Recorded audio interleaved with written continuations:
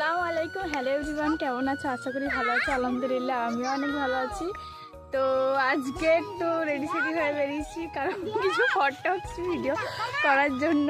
আর এদিকে দেখো আমাদের এদিকটা পুরো মানে বৃষ্টি হয়েছিল টানা কয়েকদিন, তো এখানে ডুবে গেছিলো, অনেকটাই ডুবে গেছিলো, এগুলো সব ভর্তি গেছিলো। এখন যদি বা কমেছে, আর ওইগুলোতে পুরো সাদা সাদা দেখাচ্ছিলো, মানে পানিতে পুরো ভর্তি হয়ে গেছিলো।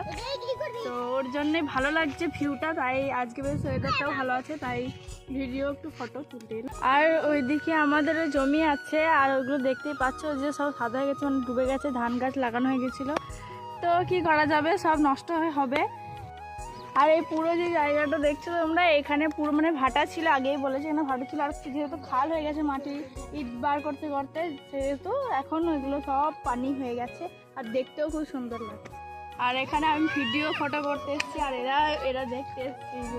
এটা হলো আমার বোন আর আমি, আর এ হলো কাকার মেয়ে। বাবা লজ্জা পাচ্ছে কেন রে, বাবরে বাবরে ভাই চিল্লাবে।